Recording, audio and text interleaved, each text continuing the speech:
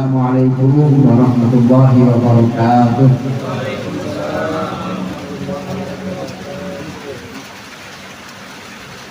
Al-Fatihah.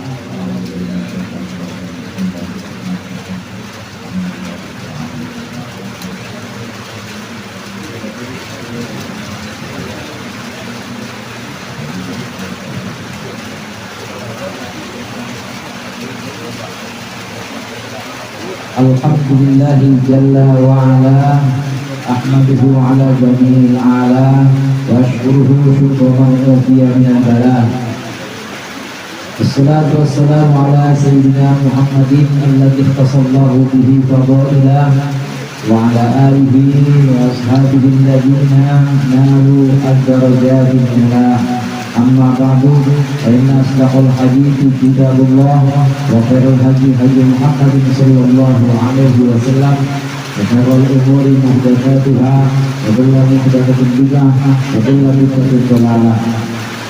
Jamaah Majelis Salim Al-Hidayah, bapak-bapak, ibu-ibu, khusus para ustaz, para hujjah dan segenap sesepuh hadirin sekalian yang dimuliakan oleh Allah. Alhamdulillah malam hari ini kita berkumpul kembali melanjutkan kajian untuk kita dalam keadaan hujan. Alhamdulillah kita nggak lecek karena ada aut-autannya. Mudah-mudahan hatinya kita di sini mendapat ridha Allah yang tadi sudah dibaca dan yang akan kita baca menjadi sesuatu yang bermanfaat dunia akhirat. Amin ya rabbal alamin. Lanjutkan pembahasan tentang adab dalam pertemanan, adab dalam menghadapi orang-orang yang kita kenal. Kedengeran gak Bu? Dengeran? Dengeran ya, alhamdulillah. Menghadapi orang-orang yang kita kenal hanya sekedar kenal saja, bukan teman dekat atau sahabat karib, bukan juga keluarga terdekat, orang tua bukan, anak juga bukan, tapi hanya sekedar kenal. Orang-orang yang mengenal kita dan kita kenal dia, ketemunya cuma seminggu sekali misalnya, atau sebulan sekali, atau kadang-kadang ketemunya 6 bulan sekali waktu bagi raport sama-sama wali murid. Orang-orang yang hanya sekedar kenal kita hanya sekedarnya mengenal dia, dia juga hanya sekedarnya mengenal kita, maka jangan berharap banyak terhadap orang-orang itu. Kalau orang itu menampakkan satu yang mengagumkan untuk kita tentang keputusannya, biasa aja. Anak sekarang bilang B aja B, karena belum tentu isi hatinya seperti itu. Begitu juga kalau orang itu orang yang hanya sekedar kenal begitu aja. Begitu juga kalau orang itu ternyata mencela kita, biasa aja. Nyuekin kita, biasa aja. Karena belum tentu hatinya seburuk itu. Maka harus hati-hati dengan orang yang hanya sekedar kenal ini. Ini kurang bisa kita deteksi, sulit kita deteksi, karena memang kita bukan sahabat karibnya. Nah, di antara adab-adab terhadap orang-orang yang sekedarnya mengenal kita mengenalnya hanya sekedar begitu saja. Dilanjutkan di sini, Imam Ghazali menyebutkan, qala al-mu'allif rahimahullah wa nafa'ana bihi wa bi 'ulumihi fid dharaini amin. Wa la tatma' ayyakunu laka bis-sirri wal 'alani wahidan. Wa la tatma', dan janganlah engkau berharap ayyakunu laka, mereka menjadi untukmu bis-sirri wal 'alani, dalam hal rahasia dan juga terang-terangan, mereka menjadi wahidan, satu sikap. Sikapnya sama dalam keadaan sendirian atau terang-terangan, sikapnya satu. Wala tata'ajjab, dan janganlah engkau heran antalabuka fi baitika, jika mereka mencelamu dalam ketidakhadiranmu. Kalau nggak ada kita dicela, jangan heran. Wala taqtur minhu, dan juga jangan marah terhadap orang itu. Fa innaka in ansabta, maka sesungguhnya engkau, jika engkau mau bersikap adil, fair, wajadta fi nafsika, engkau akan menemukan dalam dirimu mithla dzalika, sikap yang seperti itu. Hatta bi asdiqaika, sehingga terhadap teman-temanmu, wa aqaribika, dan kerabat-kerabatmu, bal bi ustadika, bahkan terhadap gurumu, wa walidaika, dan terhadap dua orang tuamu. Fa innaka, maka sesungguhnya engkau tadkuruhum fil ghaibah, engkau menyebutkan mereka fil ghaibati, dalam ketidakadaan mereka, bima la tusyabihuhum bihi, dengan perkataan yang engkau tidak bisa mengucapkan di hadapan mereka dengan perkataan tersebut. Faqqa toma'aka. Titik sampai di situ. Jangan kita berharap terlalu banyak kepada orang-orang yang hanya sekedar mengenal kita hanya sekedarnya. Tadi saya katakan ketemunya jarang-jarang, bukan sahabat karib, bukan teman dekat, bukan satu kepengurusan dalam pengajian misalnya. Benar-benar hanya kenal begitu aja, jangan berharap banyak. Nah, di sini kita jangan mengharapkan bahwa orang-orang yang sekedarnya mengenal kita ini sikapnya sama. Di depan kita dia bilang kita ganteng, kita harapkan nanti nggak ada kita, dia juga bakal ngomong kalau kita ganteng. Jangan harap gitu. Di depan kita dia bilang bahwa bukan main, Ustaz kalau jelasin enak banget. Tapi besokannya di belakang kita dia ngomong harus sama, jangan kayak gitu. Karena belum tentu yang diucapkan di depan kita itu sama ketika tidak ada kita. Ini orang-orang yang hanya sekedar kenal begitu aja. Maksud Imam Ghazali di sini, jangan kita mengharapkan bahwa dia itu akan jujur sama ketika di hadapan kita dan di belakang kita. Namanya juga kenal sambil lewat itu aja. Namanya juga ketemu sebulan sekali. Jadi jangan berharap banyak kalau dia sama di depan muka kita dan di belakang kita bakal memuji kita. Enggak. Maka jangan berharap. Dan kalau mau adil, kalau mau fair, Bapak Ibu, kita pun suka begitu. Kalau mau fair, terkadang juga kita begitu.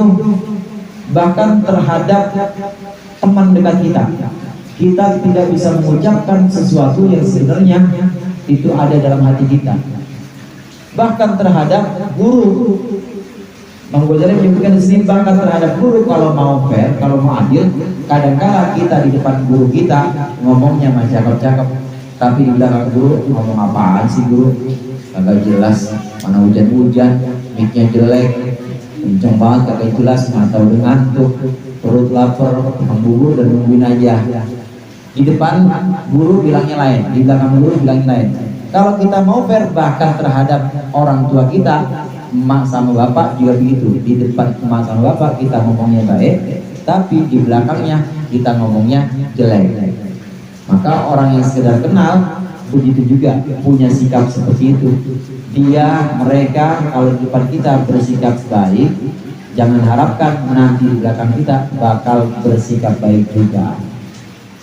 Fair, adil, bersikap adil di sini kita pun kadang-kala begitu. Kan sering sekali Pak, sering sekali Bu, bahwa kita nggak bisa ngomong tanpa ya basa-basi, atau kita nggak bisa ngomong nggak tedeng aling-aling langsung gitu aja kan nggak bisa. Ada perasaan ewuh pakewuh, ada perasaan nggak enak rasanya kalau diomong terang-terangan. Maka kita sembunyikan apa yang ada dalam hati kita. Kalau mau fair, kita pun sering begitu. Bahkan terhadap teman dekat, bahkan terhadap dua orang tua kita, bahkan terhadap guru, kadang-kala kita juga suka menyembunyikan isi hati kita. Kita ngomong yang baik-baik aja yang ada di hadapan guru. Maka orang-orang pun yang sekedarnya mengenal kita pasti juga punya sikap seperti itu. Jadi di sini judul atau topik utama yang barusan kita baca, jangan ngarep. Jangan ngarep mereka itu bakal satu sikap di depan kita, sikapnya sama dengan di belakang kita. Pasti kebanyakan beda. Di depan kita ditunjukkan yang bagus-bagus, di belakang kita nanti diceritakan yang kebalikan dari yang bagus-bagus itu. Ini cara kita menyikapi perkenalan atau menyikapi orang-orang yang mengenal kita hanya sekedar kenal aja, bukan teman dekat, bukan sahabat karib, dan juga bukan keluarga atau kerabat. jangan ngarep. Demikian juga pengharapan kita ini Bapak Ibu juga bukan hanya pengharapan terhadap sikap. Jangan berharap sikap orang-orang itu sama, termasuk juga jangan kita mengharapkan bantuan, jangan kita mengharapkan dibagi harta mereka sebagaimana perkataan Imam Ghazali berikut ini. Faqta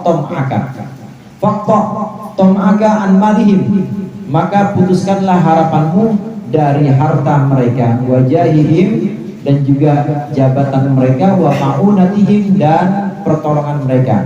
Fa inna tami'a fil aktsari khaibun, maka sesungguhnya orang yang berharap atau orang yang tamak, orang yang berharap, fil aktsari kebanyakan, khaibun itu kecewa, fil ma'ali pada hal belakangannya, atau fil ma'ali pada akibat kesudahannya. Wa huwa dalilun la mahalata fil hali, dan dia akan jadi orang yang rendah, la mahalata, pasti, fil hali, seketika itu juga. Bukan hanya berharap sikapnya baik di belakang kita, itu dilarang, nggak boleh kita berharap banyak.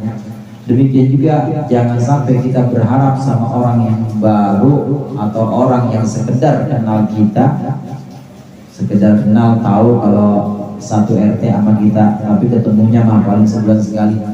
Jangan mengharapkan pemberian hartanya, jangan mengharapkan juga jabatan yang kira-kira bisa menyelamatkan kita atau membantu kita. Jangan harapkan juga pertolongan dia. Ketemu paling cuma kalau arisan RT, selebihnya nggak pernah ketemu. Tahu kalau ini warga ini, kalau arisan RT ketemu kita terus, satu orang warga ini, dan tahu kalau dia orang yang punya jabatan, dia memang pejabat di Bank Indonesia misalnya. Kita ngarep, anak saya dong taruh di sana. Jangan ngarep. Orang ketemunya cuma sebulan sekali. Orang yang kebanyakan ngarep itu pasti dia akan rugi akibat kesudahannya. Pasti dia akan kecewa. Begitu juga saat itu juga, ketika bertemu dengan orang itu, dia akan jadi orang yang hina. Ini bahayanya jadi orang yang suka ngarep-ngarep, Bapak Ibu. Jangan suka ngarep-ngarep bantuan orang lain, jangan suka ngarep-ngarep bantuan atau harta dari orang yang memang bukan teman dekat kita, bukan kerabat kita. Jangan kecewa kita. Orang yang mengharapkan pemberian harta atau mengharapkan dibantu, anak saya mau kerja ini tolong dah, atau diharapkan pertolongan yang lainnya, tolongin saya dah, pinjemin saya utang, padahal kenalnya baru begitu aja, sekedar kenal sebulan sekali ketemu, maka saat itu juga dia akan jadi orang yang rendah di hadapan orang yang dimaksud tadi. Nanti akibat kesudahannya dia kecewa pasti. Kata si pejabat eselon 1 Bank Indonesia ini, lah siapa lu, orang ketemu sebulan sekali tahu-tahu udah minta bantuin anak saya aja nganggur, kata dia. Gimana saya mau bantuin bapak? Dalam hatinya tuh, di depan kita mah ya nanti entar saya usahakan sampai 2 tahun diusahakan nggak jadi ya, di depan kita ya manis, tapi di belakang kita pasti dalam hatinya, orang anak saya aja kalau kerja minta bantuan buat anak dia. Itu yang namanya sikap yang beda. Pasti orang-orang yang bukan sahabat karib, bukan keluarga terdekat, ini pasti punya sikap beda. Di depan kita dia pasti menyembunyikan yang buruk-buruk pasti, tapi di belakang kita itu akan muncul sikap yang berbeda.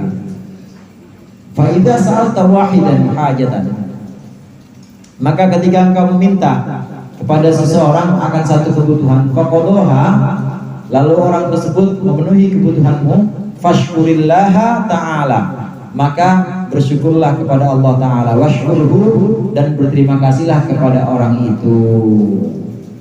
Ini yang penting juga dalam prinsip pertemanan, baik terhadap orang yang kenal dekat atau sahabat karib, atau keluarga seperti orang tua, anak misalnya, atau orang yang hanya sekedar kenal begitu aja.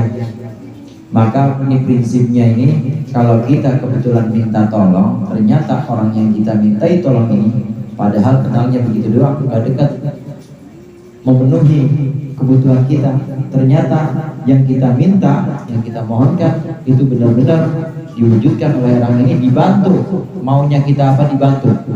Maka jangan lupa bersyukur kepada Allah dan berterima kasih kepada orang ini. Contoh yang sama tadi Bapak Ibu, contoh yang sama, ternyata Bapak ini pejabat eselon 1 BI, ini orangnya bagus, baik. Waktu diminta pertolongan, ya bawa aja kurikulum kitanya. Nanti selain saya kalau enggak WA aja, biar gampang ya WA. Besok suruh panggil aja. Ternyata benar, panggil langsung kerja.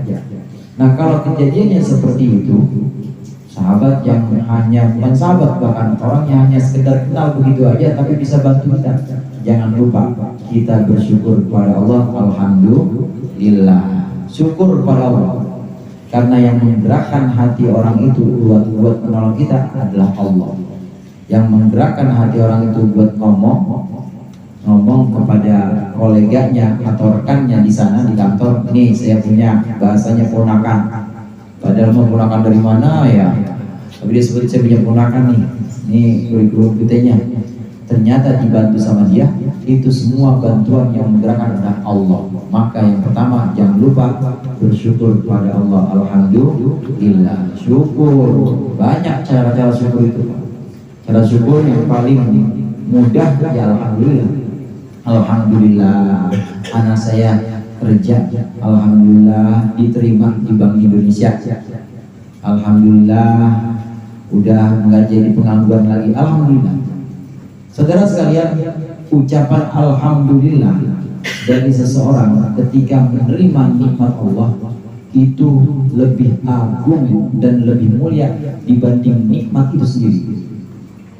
Tidak ada satupun nikmat yang aku berikan, kata Allah dalam diskusi, tidak ada satupun nikmat yang Allah berikan kepada seorang hamba lalu hamba itu mengucapkan Alhamdulillah, kecuali Alhamdulillah itu lebih mulia dibanding nikmat yang dimaksud.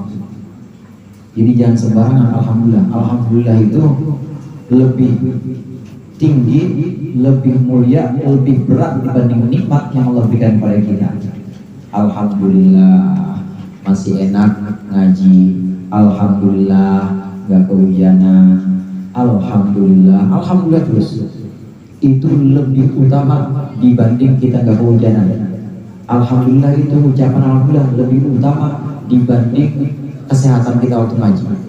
Karena yang namanya sehat, yang namanya gak kehujanan, itu kan pemberian Allah gampang-gampang aja. Di sisi Allah itu pemberian yang sangat gampang dan sangat mudah. Tapi Allah punya sifat syakur. Syakur itu nerima ke. Nerima ke itu apa bahasa Indonesia? Maha menerima. Allah itu maha menerima. Meskipun kita cuma Alhamdulillah, itu Allah mengangkat bahwa itu Alhamdulillahnya hambaku lebih mulia dibanding nikmat yang tak seberapa. Jadi upaya kita mengucap Alhamdulillah ini oleh Allah sangat dihargai dan sangat bernilai tinggi di sisi Allah. Tidak ada satupun nikmat yang Allah berikan kepada hamba lalu hamba itu mengucapkan Alhamdulillah, kecuali Alhamdulillah lebih utama dibanding nikmat itu. Karena nikmat di sisi Allah itu sangat ringan, enteng. Allah bagi aja nikmat. Kadang juga orang yang kagak sholat dikasih nikmat sama Allah. Orang yang kafir tuh, orang yang ingkar sama Allah tetap dikasih nikmat. Ini kan bukti bahwa nikmat yang Allah berikan itu enggak seberapa, tapi justru alhamdulillahnya seorang hamba ini sangat tinggi nilainya di sisi Allah. Ini ucapan syukur yang pertama adalah alhamdulillah. Syukur yang kedua bisa dengan syukur badan. Kalau tadi syukur lisan, syukur badan, sholat, anaknya diterima kerja, ya sholat minimal tambah kenceng qobliyah ba'diyahnya. Subuhnya juga tambah rajin. Dan kadang orang belum datang dia udah datang duluan, nyiapin speaker, nyiapin mic, kopi buat imamnya. Ada kopinya oleh imam? Ada. Dia yang nyiapin lebih rajin. Kenapa? Karena bersyukur. Ini syukur badan.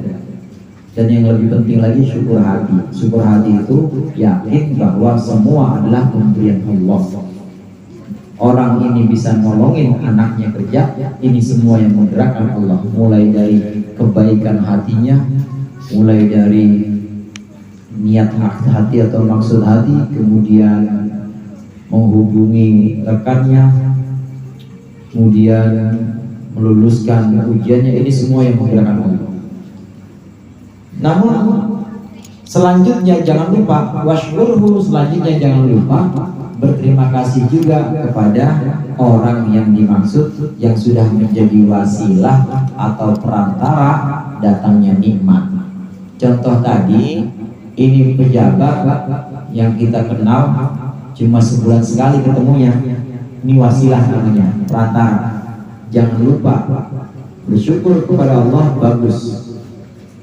Tetapi jangan lupa berterima kasih kepada orang yang menjadi wasilah atau perantara datangnya nikmat Allah kepada kita.